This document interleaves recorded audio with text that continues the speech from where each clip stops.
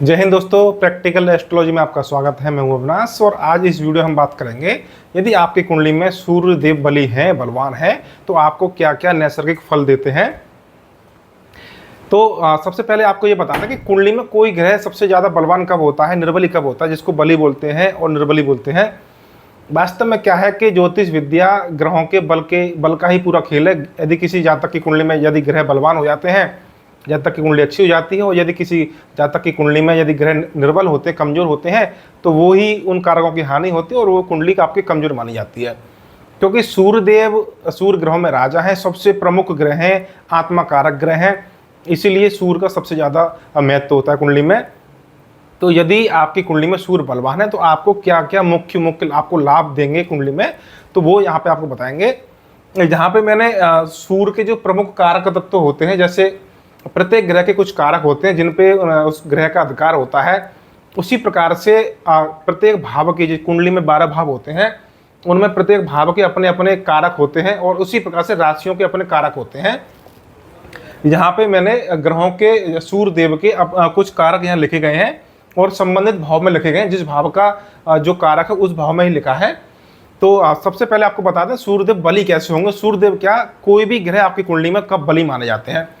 तो सबसे पहले एक सामान्य नियम ज्योतिष के सिद्धांतों के अनुसार, यदि कोई भी ग्रह आपकी जन्म कुंडली में अपनी राशि में बैठा हो, अपनी स्व राशि में बैठा हो, अपने मूल त्रिकोण राशि में बैठा हो, उच्च का होकर बैठा हो, मित्र की राशि में बैठा हो, वो बली माना जाता है। केंद्र में बैठा हो, त्रिकोण में बैठा हो, बली माना जाता है। शुभ ग्रहों के साथ बैठा हो, शुभ ग्रहों की उस पर दृष्टि हो तो बली माना जाता है। और उसी प्रकार से आपके किसी भी ग्रह के आगे और पीछे, यानी कि शुभ कर्तरी योग में कोई ग्रह बैठा हो तो भी शुभ माना जाता है। अष्टक वर्ग में 4 से ज़्यादा बिंदु हों, सर्वाष्टक वर्ग में आपके कम से कम 28 बिंदु से ज़्यादा जिस राशि में होंगे, उस राशि में आपके सूर्यदेव बैठे हों या कोई भी ग्रह बैठा हो, बलवान माना जाएगा।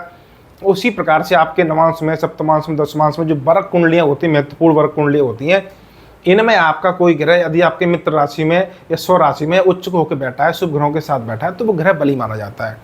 तो लगन के साथ साथ आप नवांश देखिए, सप्तमांश देखिए, दशमांश देखिए, इन वर्ग कुंडलियों में भी आपके कोई भी ग्रह जब आपके अब मित्र राशियों में, स्व राशि में आपके उच्च के होकर बैठे हों, शुभ ग्रहों के साथ बैठे हों, तो बली होता है। अब वो जो ग्रह आपका बली होता है, अब उसकी चाहे दशा आपके जीवन में चले या ना चले, लेकिन उसके कारक तत्व जो होते हैं उनका आपको जो विशेष फल होता है वो पूरे जीवन मिलेगा। और जो राजयोग कारक ग्रह होते हैं उनका फल विशेषकर अपनी दशाओं में मिलता है, लेकिन कुछ ना कुछ जो फल होता है जीवन में वो हमेशा मिलता रहता है। जैसे कि एक आपको उदाहरण बताऊं कि कोई जातक यदि साहसी है, जो साहसी है, जो हिम्मती है, जो पराक्रमी स्वभाव का है, वो ऐसा नहीं है कि सूर्य की दशा आएगी या मंगल की दशा आएगी तभी वो उस जातक के अंदर साहस की जागृति होगी। वो जातक जन्म से ही साहसी होगा।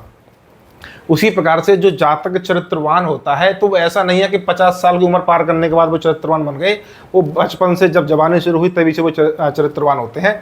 तो इस प्रकार से आप देखेंगे कि जो ग्रह आपकी कुंडली में बलवान होते हैं उनका असर आपके आजीवन मिलता रहता है। अब सूर्यदेव की हम बात करेंगे। यदि सूर्यदेव आपकी कुंडली में बलवान होकर बैठे हो तो किस प्रकार से फल देंगे।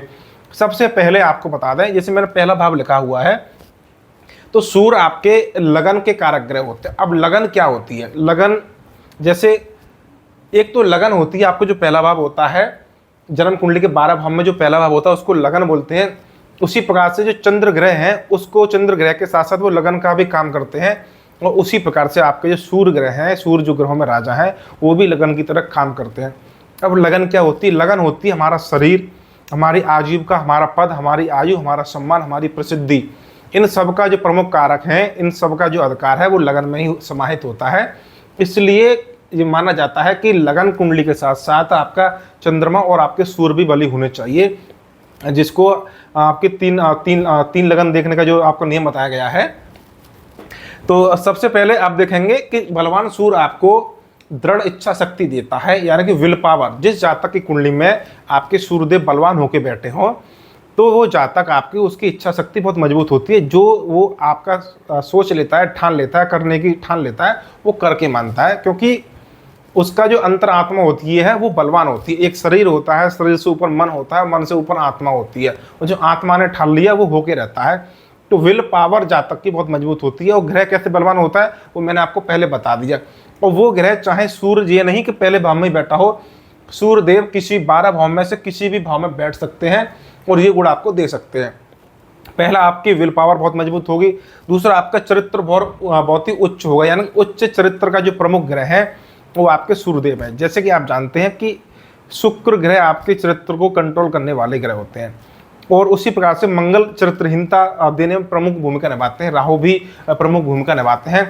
तो शुक्र का, मंगल का, आपके राहु का जो अशुभ प्रभाव है, जो चरित्रहीनता देते हैं, उस अशुभ प्रभाव को जो क्षमता है दूर करने की, जो क्षमता है, उस चरित्रहीनता को दूर करने की जो पावर है, वो एकमात्र ग्रहों के राजा सूर्यदेव में है। यदि आपकी कुंडली में सूर्यदेव, किसी भी जातक की कुंडली में यदि सूर्य बलवान होकर बैठे हुए हैं तो निश्चित रूप से वो जातक चरित्रवान होता है। चाहे बेशक फिर आपके शुक्र मंगल की युति क्यों भी ना बन रही हो, तब भी वो जातक चरित्रवान होगा। ये मेरा अपना अनुभव है। उसके बाद देखेंगे आपके स्पष्ट वक्ता, क्योंकि दूसरा भाव वाणी का होता है और वाणी के भाव के साथ साथ जब सूर्य बलवान होता है, जैसे जो मैं आपको जानकारी दे रहा हूँ वो जनरल जानकारी है, वो प्रत्येक कुंडली के लिए आप देखते हैं किसी भी घटना के लिए भाव, भावेश और कारक का बलवान होना जरूरी होता है। यहाँ मैं दूसरे भाव को बलवान होने की बात नहीं कर रहा हूँ और ना ही मैं दूसरे भाव के स्वामी के बलवान होने की बात कर रहा हूँ। मैं बात कर रहा हूँ मात्र सूर्य के बलवान होने की। यदि आपकी कुंडली में सूर्य बलवान है और इसके साथ साथ यदि आपकी कुंडली में दूसरा भाव और दूसरे भाव का जो कारक बुध होते हैं वो भी यदि बलवान है, तो जातक स्पष्ट वक्ता होता है, बोलने की उसमें अद्भुत क्षमता होती है, धमाकेदार कड़क भाषण देने वाला जातक होता है और उसके अंदर लीडरशिप की क्वालिटी होती है, क्योंकि राजा होता है इसलिए संगठित करने की क्षमता होती है और वो सबसे अग्रणी रहता है, सबसे आगे चलता है, सबसे आगे बोलेगा, सबसे आगे टीम में रहेगा। इसके साथ तीसरा भाव हिम्मत, साहस, पराक्रम का होता है और इसका मुख्य कारक ग्रह जो होते हैं वो मंगल होते हैं। लेकिन यदि आपकी कुंडली में सूर्य बलवान होकर कहीं भी बैठे होंगे तब भी जातक को साहसी बनाते हैं। साहस वो जो अच्छे कार्यों के लिए हिम्मत दिखाए। सत्य बोलने की हिम्मत किसी में नहीं होती है, ये बहुत कम लोगों में होती है। तो सत्य बोलने की जो क्षमता है, ये सत्य बोलने का जो साहस जो होता है वो सूर्यदेव में ही होता है। तो सूर्यदेव यदि आपकी कुंडली बलवान है, बलवान होने की परिस्थिति मैंने आपको पहले बता दी। अपनी राशि में, स्वराशि में, उच्च राशि में, केंद्र में, त्रिकोण में, शुभ ग्रहों के साथ या शुभ ग्रहों की दृष्टि में और वर्गों में वो बलवान होके, अष्टक वर्ग, सर्वाष्टक वर्ग में बलवान होके यदि आपके सूर्य बैठे होंगे तो बलवान माने जाएंगे। इसके बाद चौथे भाव पे आते हैं। चौथा भाव में मैंने यहाँ पे आत्मविश्वास और सहन शक्ति लिख दिया है, लेकिन यदि आपके सूर्य पूरी कुंडली में कहीं भी बैठे हैं बलवान होके तो आपको कॉन्फिडेंस देते हैं, सेल्फ कॉन्फिडेंस आपके अंदर होता है, सहनशीलता, किसी भी विषम परिस्थिति में उस परिस्थिति को सहन करने की क्षमता जो होती है वो सूर्यदेव आपको देते हैं। छोटी छोटी बातों से घबराते नहीं है, छोटी छोटी बातों पर टेंशन नहीं लेते हैं।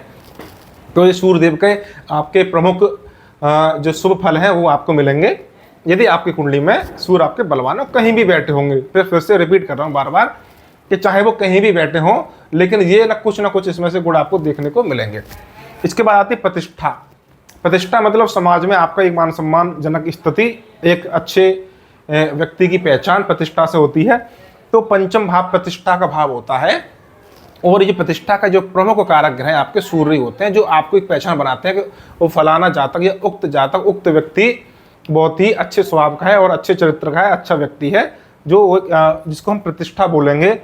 इसके साथ छठा भाव जो नौकरी का होता है, यदि जो जातक सरकारी नौकरी करने के इच्छुक हैं और उनकी कुंडली में यदि सूर्य आपके बलवान होकर बैठे हुए हैं, उसका संबंध नौकरी देने वाले भावों और ग्रहों से बना हुआ है, भाव और भावेशों से बना हुआ है। इससे पहला भाव, छठा भाव, दसम भाव। तो सरकारी नौकरी के लिए भी सूर्य का बलवान होना बहुत ही जरूरी है, अनिवार्य है।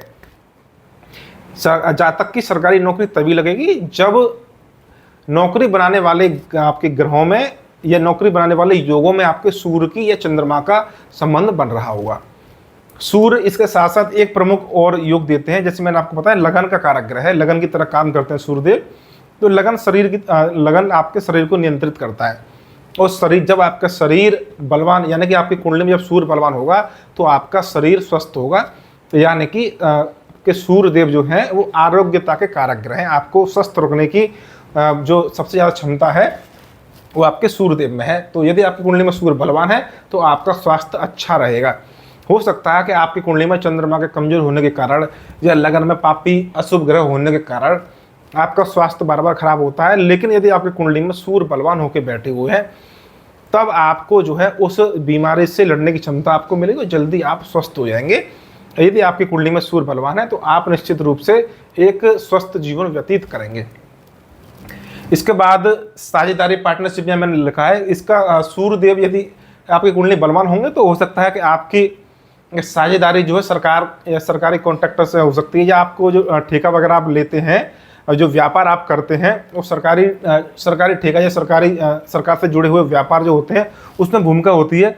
यहाँ पे मैंने सिर्फ कारक लिखे हैं, वो आपका सूर्य कहीं भी बैठे हो सकते हैं। इसके साथ साथ घटना होने के लिए भाव और भावेश को देखना बहुत जरूरी है, ये एक जनरल जानकारी है बस। जैसे यहाँ मैंने अष्टम भाव में वैज्ञानिक लिख दिया है, तो इसका मतलब ये नहीं कि आपके अष्टम भाव में आपके सूर्य बैठे हो तो आप वैज्ञानिक बन जाएंगे, इसका मतलब ये नहीं है।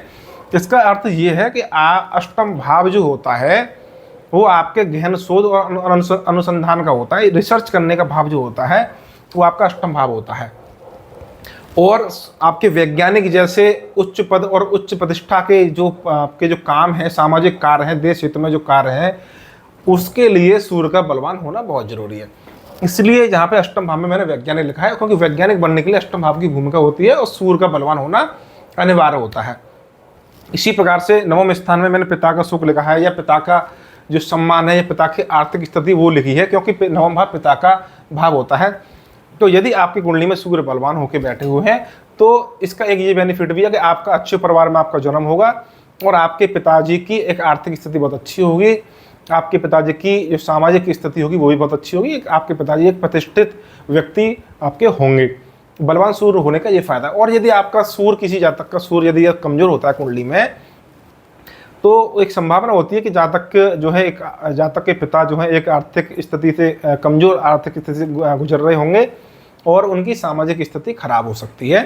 लेकिन इसके लिए हमें नवम भाव और नवम भाव के स्वामी को भी देखना चाहिए। यह मात्र आपके कारक की बात हो रही है सूर्य की। दसम भाव आपके प्रसिद्धि का होता है, उच्च पद का होता है, राजनीति का होता है। तो आपकी कुंडली में यदि दसम भाव, जैसे दसम भाव के जो प्रमुख कारक है प्रसिद्धि है, उच्च पद है या राजनीति है, तो आपके कुंडली में यदि आपके सूर्य बलवान होकर बैठे हुए हैं और कहीं भी बलवान होकर बैठे हैं तो प्रबल संभावना है कि आप राजनीति से जुड़े व्यक्ति हो सकते हैं, आपको प्रसिद्धि आपको मिलेगी या आप किसी उच्च पद पे हो सकते हैं। ये डॉक्टर सर्जन बनाने की भी बड़ी भूमिका होती है आपके सूर्यदेव में। तो जिसकी आप कुंडली में सूर्य बलवान होते हैं वो बहुत अच्छे प्रसिद्ध डॉक्टर बनते हैं, बड़े प्रसिद्ध ऑपरेशन करने वाले सर्जन बनते हैं, उनका नाम होता है अपनी डॉक्टर की लाइन में। अब इसका मतलब ये नहीं कि दसम स्थान में आपके सूर्य बैठेंगे तभी प्रसिद्धि देंगे और तभी आपके उच्च पद और राजनीति में ले जाएंगे। इसके लिए भाव और भावेश का बलवान होना जरूरी है, उनका संबंध भी देखा जाता है। ये सामान्य जानकारी यहाँ पे दी जा रही है, आपको बार बार मैं इस बात को बता रहा हूँ। इसके बाद 11वां भाव जो होता है वो लाभ का होता है, इनकम का होता है। लेकिन यदि आपकी कुंडली में सूर्य बलवान है तो वो आपको सरकारी क्षेत्र से लाभ करा सकते हैं और सरकार के माध्यम से लाभ करा सकते हैं। इसके लिए आपका 11 भाव बलवान होना जरूरी है। साथ में 11 भाव में यदि सूर्य बैठ जाते हैं तो आयु को भी बढ़ाते हैं। इसका अर्थ यह है कि यदि तीसरे, छठवें या 11वें भाव में यदि आपके पापी ग्रह बैठते हैं तब जो है उस तीसरे, छठे और 11वें भाव में जब पापी ग्रह बैठेंगे तो वो शुभ फल देते हैं। और सूर्य जो है आरोग्यता के कारक ग्रह हैं, आपके स्वास्थ्य के कारक ग्रह हैं। तो यदि आपके तीसरे, छठे या 11वें भाव में जब आपके सूर्य बैठेंगे तो आपकी आयु को बढ़ाएंगे और कुंडली में बनने वाले अशुभ योगों को दूर करेंगे और आपको सरकार के माध्यम से आपको लाभ कराएंगे। 12वां भाव जो होता है वो मोक्ष का होता है, अंतिम यात्रा का होता है। जैमिनी में माना गया है कि जो ग्रह सबसे हाईएस्ट डिग्री का होता है, जिसको आत्मा कारक ग्रह बोलते हैं, वो ग्रह जब बलवान होता है उसके अनुरूप ही बाकी के अन्य ग्रह जैसे अमात्य कारक है, भ्रातृ कारक है, पुत्र कारक है, वो ग्रह कार्य करते हैं। उसी प्रकार से पराशरी में सूर्य को आत्मकारक ग्रह माना गया है और आत्मा का संबंध मोक्ष से ज्यादा है। तो जिस जातक की कुंडली में सूर्य बलवान होता है तो जातक की प्रबल संभावना को आध्यात्मिक प्रवृत्ति का भी हो और उसकी कुंडली में कोई आध्यात्मिक योग बन रहे हो तो वो ऐसा सूर्य जातक को मोक्ष प्राप्ति के लिए भी बड़ी भूमिका निभाता है। 12 भाव मोक्ष का होता है, इसलिए मैंने 12 भाव मोक्ष लिखा है। हो सकता है कि आपका सूर्य छठे भाव में बैठ के 12 भाव को देखे, या 12 भाव में आपके सूर्य बैठे हो, या मीन राशि में आपके सूर्य बैठे हो, या मीन रवांश में आपके सूर्य बैठे हो। ऐसी स्थिति में आपके सूर्य मोक्षदायक आपको फल देंगे, बहुत ही अच्छा फल देते हैं आध्यात्मिक जीवन के लिए। अब ये ये सब जो फल आपको बताए ये आपको तब देखने को मिलेंगे जब आपकी कुंडली में सूर्यदेव बलवान होकर बैठे हों। और जब आपकी कुंडली में सूर्य अशुभ होकर बैठे होंगे तब देखने में स्थिति इसकी ठीक विपरीत हो जाएगी।